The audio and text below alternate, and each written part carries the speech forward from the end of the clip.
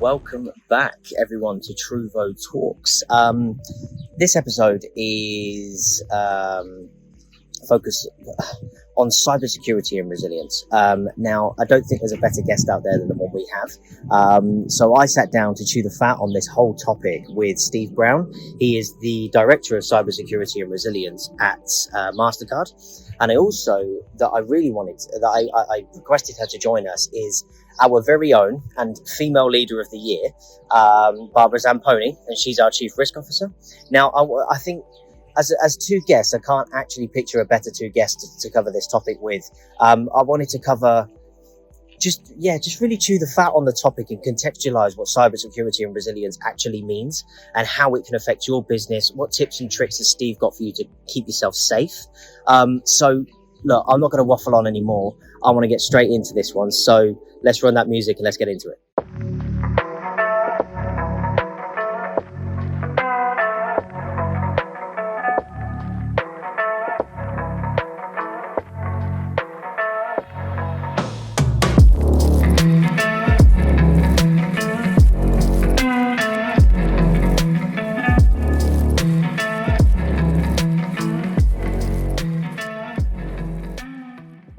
Let's get into it. Look, Steve, I really appreciate you taking the time to join us. I think it's one of those topics in this, for the listeners' sake, cybersecurity, which we're going to get into, which is something that I don't think is talked about enough, and I don't think gets as much coverage as it deserves, considering how important the whole subject is. So we're going to get into that, but to start with, obviously, we've got yourself and Barbara on the call. I want to go into a little bit about yourself, Steve, and just highlight over yourself, Barbara. If you don't mind, Steve, just go into a little bit about yourself, your role, and a little bit of your history, just to give the listeners, and equally myself, because I've only just met you, a bit of context about you. Yeah, of course. Well, first of all, thank you for the invite. It's great to be on with yourself, George, and Barbara. So I'm Steve Brown. I'm Director of Cybersecurity and Resilience for Mastercard Europe. What that means is looking at what the current cyber threat environment is, what risks there are to ourselves as Mastercard, but also to the wider ecosystem, so to all our customers. Looking at what different criminal groups, nation states and cyber criminals are doing to try and infiltrate our systems and steal our data. And then working with those customers to be able to look at technologies, services and expertise to try and mitigate the risk that we all face. I've been with Mastercard now for 2 years. Prior to that, I spent 17 years in UK law enforcement. So I worked for the National Cybercrime Unit, where I worked on cybercrime investigations, worked in threat intelligence, even worked overseas as a cyber attaché for the UK government when I was posted to the United States. So working in and around cybersecurity and the prevention of cyber attacks and data breaches for nearly 20 years now. Great. I'm going to dive into that in a minute. Barbara, just a little bit about yourself. Well, your role at Truvo, and how you found yourself on this podcast as well. Yeah. So I'm the Chief Risk Officer of Truvo. Obviously, my experience and my background is around risk management, and cyber risk is one of the, the predominant risk we face today. And at Truvo, we include cyber risk into our risk management framework as a subset of the operational risk. So we'll give importance, obviously, to that. Yeah, great. So, Steve, you just touched on it there. Obviously, you've got quite a large experience in the cybersecurity world and equally that sector. So one of the burning questions I've got is, how have you seen that area and cybersecurity or cyber risk change over the time that you've been involved? Because it looks like you've got a hell of a lot of experience in there, and I want to see what you've seen, or the main changes that you've seen in that industry and that sector, as to what you're an expert at. Yeah, well, I've certainly seen that the levels of sophistication and education of the criminals, so of the adversary, change. That they've evolved, they've learned their good practices, their bad practices, where they can leverage different technologies. They've learned to circumvent systems, legislation, sanctions, and more. So their collaboration and their levels of expertise have grown exponentially. So we have had to do the same. So when you go back maybe 15 or 20 years, we were still using physical credit cards. Some of us were still using checks. All those elements which brought about, there were certain levels of criminality or types of criminality that look to leverage that. So your frauds, your advance fee frauds and the like. But what we didn't have, or what criminals didn't have, was access to large sets of bulk data. What they did have, or what they had a propensity to focus on, was potentially a crisis or a weakness in the system. But now, as we, as an industry and as a population, both European-wise and globally, have become more digitalized, we've got access, we've got opportunity, we've got contactless payments, digital payments. Things have become a lot easier for us with technology. But where that isn't underpinned with good security practice, also comes opportunity for cyber criminals, for organized crime groups, and now subsequently nation states, who have seen it more as an opportunity to be able to gather vast quantities of bulk data. So we've seen tools, we've seen techniques, and we've certainly seen procedures change for the worse from some cyber criminals. Yeah, it's really interesting because, again, it's not something that I'm massively clued up on, and like I say, I should be.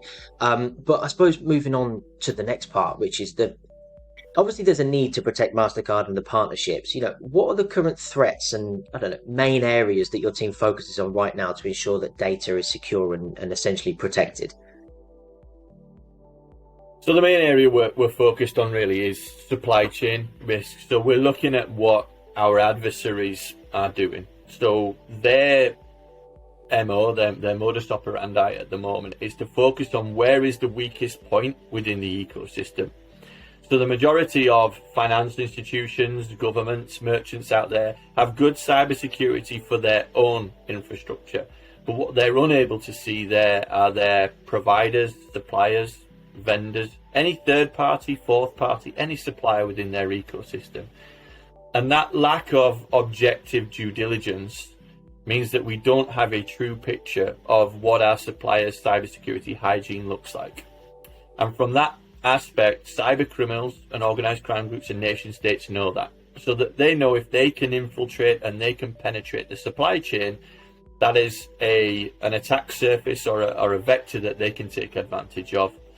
So it's a huge issue that we're seeing right now. We've been seeing it probably over the last 5 or 6 years. Of course, it's got more airtime during the pandemic because we've seen several real high-profile supply chain attacks, whether that be SolarWinds, Kaseya, Okta, more recently, even Microsoft themselves. So this drive for digitalization, whilst it's brought great opportunity for us, it's brought about an increased reliance on those third parties, whether that be for the provision of IT services, for cloud services, data storage services, which is great because that provides efficiency and it provides the ability for Mastercard and issuers and acquirers such as Truevo to be able to provide goods and services. But where it's not dutifully policed and there's not that level of due diligence, it does provide opportunity for cyber criminals to attack. Yeah, and I think just to come back to Barbara a second, Steve touched on it then around the whole pandemic piece, but how, from Truevo's risk element, how's the pandemic in the last 2 years? I'm going to ask you the same question in a minute, Steve, about the pandemic, but what have been the main effects from our point of view as an acquirer, Barbara? How have we seen the pandemic change what we do as a business? So I think, the way we look at risk always is a holistic view. So even during the pandemic, obviously, we have seen some changes, some changing pattern, even changing the way cardholders spend their money, how the velocity, etc., etc. But what I would like to point out here is that certain risks at the end overlap. We need to look at them in a 360 way. So when we look at cybersecurity, then in a way they are connected to certain fraud risk or AML risk. For example, a hack can be a suspicious activity report, or illicit funds generated from a cybersecurity can connect to fraud risk. third-party risk. Obviously, all companies now are using outside vendors, and if we look at risk in isolation, then we'll never be able, to up our game. And also cybersecurity and all the other risks I mentioned, fraud, etc., can be also quite connected to financial risk. When there is a cybersecurity threat, then the company can experience a loss in productivity, reputational damage. There could be, obviously financial, monetary losses. This is really worrying, more than a traditional financial crisis. And the pandemic probably has exacerbated that to, a level that we were not used before. Yeah, I agree. And just again, straight to you, Steve, similar question, how did that pandemic and equally, such unpredictable events change the way that you did your job, how your teams functioned? Just go into just allude to that a little bit, because I think the way we touched on it previously about just before we started working, which was the whole, you lived in the States, this, that, and the other. I mean, how did your work pattern and your team's work pattern change, regarding, the whole pandemic and that piece? Well, it was strange for me because my very first day at Mastercard was the day that the very first lockdown was announced in the UK. So 23rd of March, I'm expecting to walk into an office and meet the team, talk about how we can build, look at what the threats are, and I was confined to my attic, I'm sure, like many of customers and listeners to this podcast. But as we started to get a true picture of what the impact of the pandemic was bringing, not only to Mastercard but to our customers, we were seeing really an unprecedented demand for information. People looking at what was causing the pandemic, what the potential repercussions were, what about how do I get immunized, what about vaccines, all those sorts of things. And in that drive for information came about the evolution of cyber criminals and organized crime groups taking advantage of that. Criminals always look to take advantage of a crisis, right? So where they can set up websites, where they can set up phishing campaigns that are deliberately targeted on the vulnerability, the social vulnerabilities, if you like, of us all that play into our conscience. Again, this drive for information, the demand to need to know what was happening. We were more vulnerable. We were likely to click on links that we thought would give us access to that type of information. So that attack surface became ever more hostile and ever more accessible from a personal perspective and also from a professional perspective. But when we look at what the impact to Mastercard was, this drive to digitalization, as businesses on the high street were quickly forced into moving their businesses online, those that didn't have them, setting up websites, setting up infrastructure, where again security was never really at the core or the heart of what they were trying to achieve. It was about getting that business online and being able to sell goods and services. So with that came the taking advantage of a crisis by cyber criminals. So we saw the impact really on our small and medium merchants, the impact of cyber criminal attacks, of data breaches, ransomware attacks and more. We saw deliberately targeted attacks against the healthcare sector. Cyber criminals indeed as a whole really don't have any morals and will not object to striking at the most vulnerable at the most opportune point. And what is more vulnerable and more opportune than to strike at the healthcare sector during a global pandemic? So we at Mastercard quickly set up a number of projects and initiatives. We set up something called Healthcare for Heroes, where we provided cybersecurity and risk assessments to every healthcare provider for free, to be able to view what their infrastructure looked like, identify vulnerabilities, provide them with action plans and mitigation strategies to make them more resilient to cyber attacks. We also did the same for small and medium merchants. We set up what we called the COVID cybersecurity package. So to all our small and medium businesses in Europe, we provided access to Risk Recon, which was a recent Mastercard acquisition. Again, for free, entirely funded by Mastercard. So again, they could get an idea of where their vulnerabilities were, and more importantly, or as importantly, how they could mitigate that. So where can they plug the gaps and make themselves just that little bit more resilient to a cyber attack. I think that's awesome. I really do. And do you know what? It's the first. Yeah, go on, Barbara. I can see Barbara wiggling her finger there. No. That's brilliant. That's the modern day classroom, isn't it? Putting your hand up on a call. Go on, Barbara. You were saying? No, yeah, because maybe, until some time ago, cybersecurity was considered just an IT risk, while maybe, now, even with the pandemic, etc., we can see really the part of the holistic, framework we want to put in place to defend against criminals. Yeah. So it's not anymore or any longer to be considered just an IT risk, and only tech specialized people to deal with it. Yeah, absolutely. Okay. Obviously, we talked about the unpredictable changes. Now, to you, Barbara, from a Truvo's perspective, what are the predictable challenges that we see and face within the payment space? Predictable. I mean, as we say, fraud and risk always innovate every day, and it's always a challenge being on top of the game. I mean, there is no organization that can be fully immune to cybersecurity nowadays, and the risk is real. We take it very real, and we take it very seriously. We should be worried, but not overwhelmed, all of us. So the challenges, I think, what we are doing and what we are investing a lot in our framework is building up good risk awareness, making trainings. We want to bring everybody on board so that everybody is a risk manager.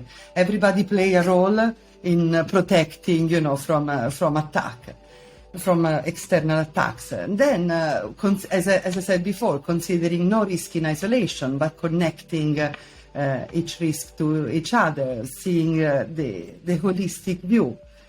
So that, I think, all of us can do a lot to protect the network. Yeah, no, thanks. I think, again, back to you, Steve, similar question. What are the common / predictable challenges that you face as Mastercard?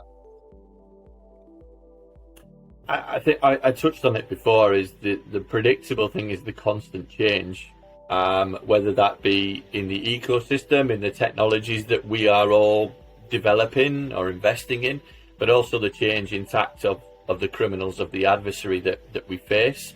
So as enablers of global commerce, Mastercard has a duty, and we want to protect the trust that people have in that digital economy. So when you and I, as card users, go to a terminal, a point of sale terminal, we want to entrust that is secure, that our data that is funneling through the authorization process is secure at every point, and that's our duty.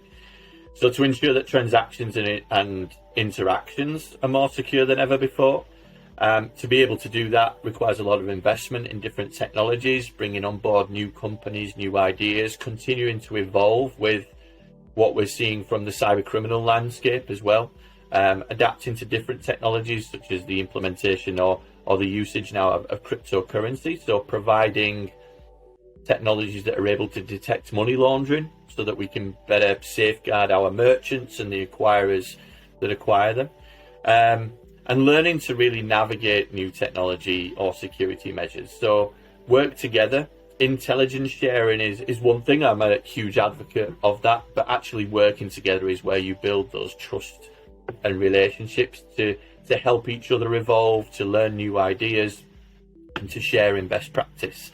So some of the sort of headlines that we've done at Mastercard over the last couple of years. So I mentioned before about our $250 million worth of dollars worth of commitment to small and medium businesses, but recently development of AI-powered solutions, so safety net and decision intelligence that allow the entire financial sector to be able to make real-time decisions about authorization processes and how money is moved and transacted. Working in collaboration with organizations like the Global Cyber Alliance, the Cyber Readiness Institute, to be able to help build education and awareness, which Barbara touched on there, not only of our customers, but internally as well. So we're all learning, we're all responsible for risk, we're all responsible for keeping each other and our organization safe. And then finally, over the last 18 months, we've been building our Mastercards European Cyber Resilience Centre. So based just out of our operational headquarters in Waterloo, Belgium. This is an area where we want to bring together financial institutions, merchants, governments, anybody really who has an internet touchpoint and is potentially vulnerable, to share intelligence, to share in ideas and best practice, and come together to truly bring a collaborative response to cyber criminality. Awesome. I think that was a. I don't think that question could have been answered any better. I think that was really good. Thank you. Talking, I'm interested to know, how do we as Truvo, and equally you as Mastercard, detect a data breach or a cyber risk? And have you got any examples of any sort of ones that you think were, do you know what, that was amazing. I can't not talk about that one. So constant due diligence, it's an extremely, and I'm sure Barbara will be able to talk to this as well from Truvo's point of view. It's a tiring business because of the nature of the adversary. They are, by the very description of the advanced persistent threats, they're persistent. They will keep going at your network or those within your infrastructure or indeed the ecosystem until they find that vulnerability and to be able to get in. So we have to do the same. We have to know who our enemy and who our adversary is. You have to know who and where your assets are. So what is most valuable to you? Where are they? And what measures do you have in place to ensure its confidentiality, its integrity, and its availability? It's not only to yourself, but obviously if you're then providing goods and services to your customers, you need to ensure that they're available, because that then has knock-on impact of consumer confidence, brand reputation, and more. Strong third-party risk management. I know we've talked about it already in parts, but the ability now to perform that due diligence, that continuous due diligence of your vendors, of your suppliers, and not just those that you've already got providing goods and services. It's about those that you're looking to onboard as well. So if you can set the bar before you bring them on board, whether that's vendors, suppliers, merchants, whoever, then you can agree, whether that be in the terms of the contract or in the standard operating procedures that you put in place. You're able to then set that standard that you want them to adhere to, whether that's an internationally recognized compliance framework or whether it's something, a risk tolerance levels that you have as an organization. That's really how we go about not so much the data breach detection, but how we prevent data breaches from happening in the first place. And I'm, from an organization in government where you are typically reactive to what's happening and what's reported to you, to now being at an organization in an ecosystem where we need to be more proactive and intelligence led. Yeah, I think Barbara might have something to add to that, actually. Yeah. In fact, in cybersecurity, the best return on investment is that nothing happens. So, but because once it happened, then the company needs to invest resource, time, money to remedy the situation. And even when the attack is technically eradicated, cancelled, then there are still monetary losses, the reputational damage. So remediation is much more expensive than prevention. In fact, this is what we are trying to look at cyber threats as a critical business risk for our organization. And so knowing that nobody is immune to an attack, make us more aware, obviously, and tackle this risk in a more proactively and strategic way, more than react to certain risks when they occur. Yeah. Okay. Back to you, Steve. Kind of does your normal day look like as a team, and what are your daily activities? What do you look like? I think I'm dying to ask, do you hang out on the dark web? Is it as a finding all that kind of stuff? What does your day to day look like as a team? I think within cybersecurity there is no typical day. There's no normal day, really. But actually, that's the appeal of it, and that's why I've been doing it for 20 years. I think the fact that you are learning every day, there are different challenges, there are different technologies, there's different current affairs to get your head around, then absolutely that's the appeal. I think long gone, or they should be, are days of hanging around in underground forums on the dark web looking for those who are buying and selling compromised credit card data. It has its place, absolutely, but there are technologies, There are cyber threat intelligence companies aplenty that have AI and ML based solutions that can do that for you.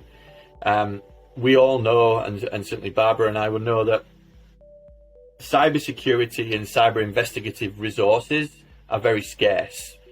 So what you don't want to be then doing is, when you've got that investment, having it perform real sort of manual labor, resource intensive procedures such as scanning through, thousands of dark web channels. You should be utilizing technologies for that. So what we've done at Mastercard is we provide, or what a sort of normal day would look like, is utilizing our technology. So we provided a product called, or a solution called Cybersecurity back in October of 2020. That was launched, and that's provided to all issuers and acquirers, and that enables them to be able to have account data compromise technology, early detection system, which is it's basically an AI powered solution to identify breaches.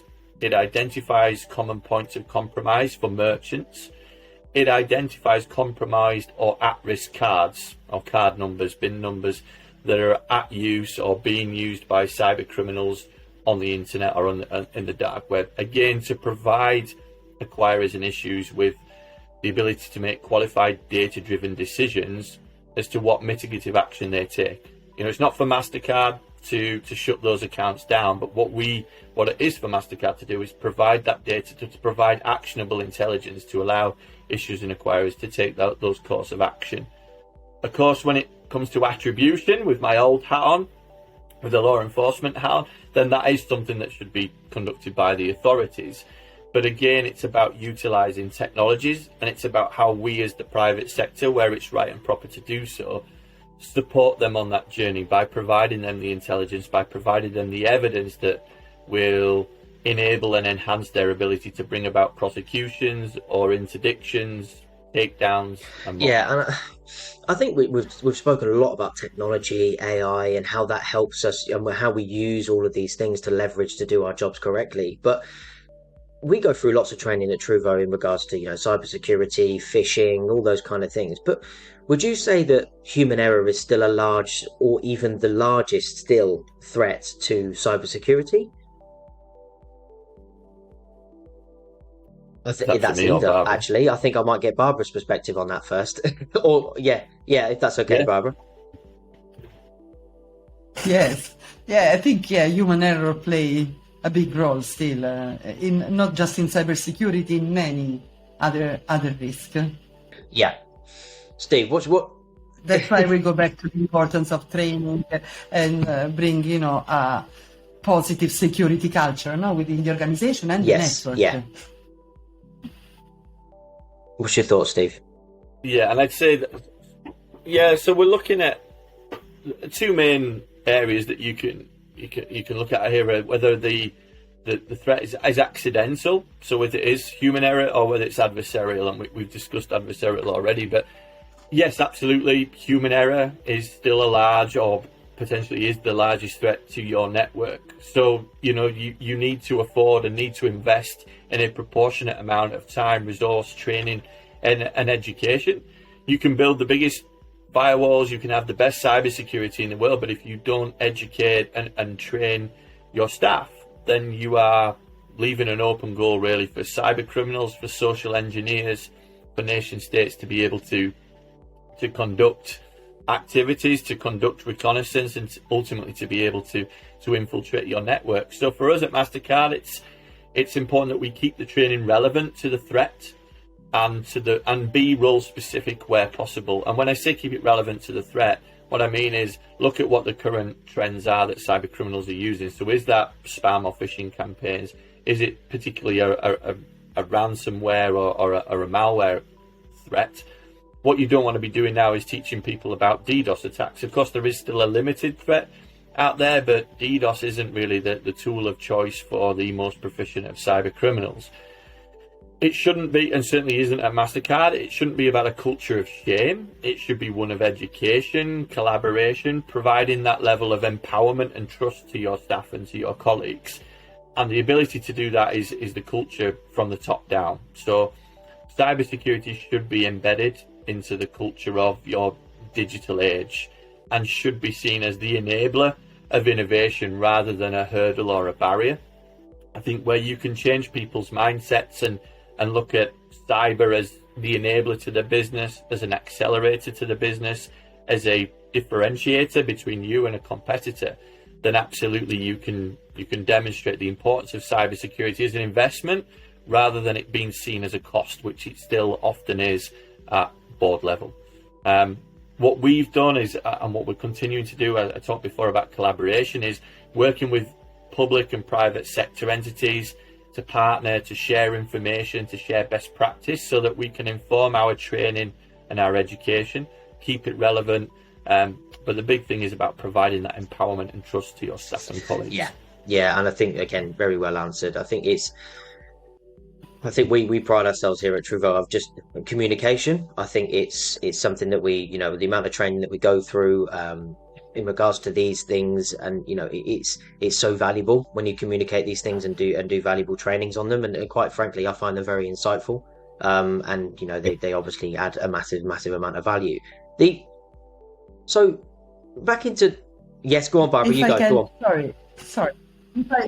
And I was also reading recently a report from one of the global rating company that they are also, when they score, and they provide scoring for this company, they also take into account cybersecurity. So the company that do not, embed the cybersecurity risk management in their governance framework and risk management framework, they also can face some pressure on the rating. So again, connecting to the financial risk, even prior an attack, a bad cybersecurity can affect your global rating of a company. So I didn't know that.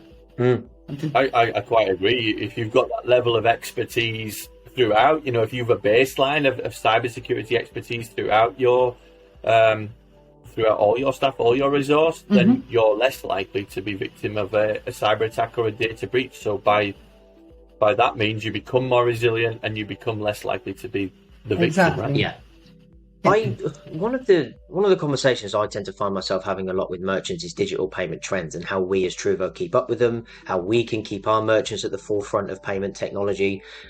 I suppose, how do you stay on top? This is directed at Steve, really. How do you stay on top of digital payment trends? We've seen throughout the pandemic a massive shift to digital. I think we're going to start to see a shift into voice speakers and all that fancy technology. How do you stay on top? Because it's such an evolving topic that I suppose we could talk about forever. But how do you stay on top? I think it's about from my perspective, it's about personal and professional accountability. Reading what about the latest trends. Being customer engagement is probably the biggest driver for myself personally. So ensuring that you've got those communication channels open between our issuers and acquirers, governments, merchants, all of our customers, to see what are they seeing in the market. We can't profess to being the experts because we're not an issuer, we're not an acquirer. But what are our customers seeing? And then looking at where we can invest in technologies, where we can develop our own technologies. I think certainly over the last couple of years, when I've been at Mastercard, we've invested in third-party risk management companies such as Risk Recon. We've invested in. Do you want to do that again when my dog's not barking? No, it's fine. Carry on. It's fine. We're all working from home. It's welcome to 2022. So investing in, so I mentioned Risk Recon, so the investing in third-party risk management, which looks at, when we've talked with our issuers and acquirers, the biggest threats that are out there, the biggest trends in cybersecurity, or the biggest threats to cybersecurity was third-party risk management and supply chain. So investing in Risk Recon and then providing that service and technology to our customers. Recent acquisition of Ikata, so identity verification, very important when it comes to authorization processes and the ability of issuers and acquirers alike to be able to make real-time decisions about the identity of who's utilizing the card, who's utilizing the technology. We mentioned earlier about cryptocurrency and the usage of it, both for legitimate means, but also in the true sense why cyber criminals see it as an opportune vehicle to be able to launder the proceeds of crime. So a recent acquisition by Mastercard was CipherTrace, and our ability to then embed that technology within the existing products and services that we provide to issuers and acquirers to help detect money laundering and prevent money laundering. It's not just about detecting, it's about providing that intelligence to issuers and acquirers to shut that down. So customer engagement is vital and absolutely key to everything that Mastercard does, ensuring that that technology is up to date, continually looking to improve and drive standards, whether that be legislative, whether that be regulatory, or whether that be, as we discussed in the previous answer, about your baseline levels of cybersecurity and resilience. And Barbara, just touch on again a similar point from a Truevo's perspective. You know, from a risk element, how do we stay on top of payment trends, and how do we, you know, kind of, I don't know, keep our merchants safe in regards to these payment trends as well? So what do? We act as a second line for our merchant. There is always, we are monitoring, we are reviewing their file, we are reviewing their transaction pattern, we are reviewing if their cardholder look legit or not, but we are also reviewing it to protect ourselves, because it could be one of our merchants that is trying to defraud us. So our main goal is always to keep, you know, Truevo safe and the network, a high level of integrity of the network. Yeah, I'm conscious of time, but I've got a couple of questions I want to ask you, sir, Steve. The majority of our listeners are going to be mainly merchants and equally the acquirers, but essentially all of them are going to be cardholders. So I suppose what kind of tips or tricks or have you got, or any sort of certain advice that you might have for issuers or acquirers or merchants and even cardholders? Have you got any tricks in regards to cybersecurity and how we can all keep ourselves safe?